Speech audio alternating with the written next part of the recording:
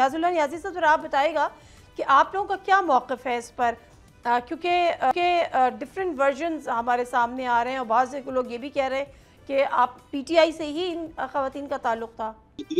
देखें कि मैं इमरान खान का तर्जमान हूँ, स्पोक्स पर्सन हूँ।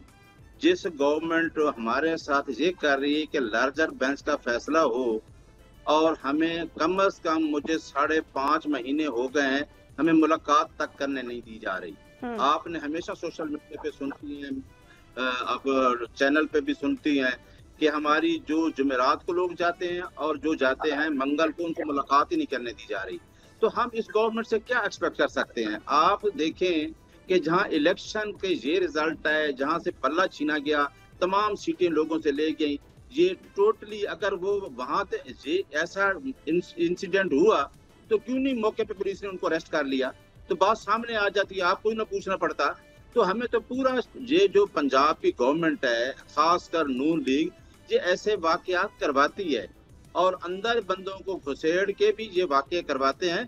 तो हमें तो पूरा इन पे ही है, क्योंकि जेल में हम बाहर जाते हैं, हमें रोजाना वहाँ मुलाकात ना करने दी जाती है और उनकी बहनों को रात तक बिठा के इस तरीके से पुलिस अरेस्ट करती है और चक्री तक छोड़ जाती है।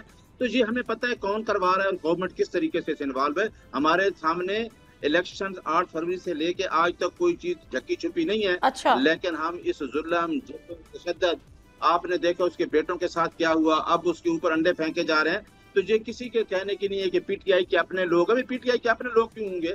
पीटीआई के लोग तो मजबूती से इस जबर, जुल्म, तशद्दुद का निशाना बने हुए हैं। सब्सक्राइब करें और बेल दबाएं ताकि कोई खबर रह न जाए।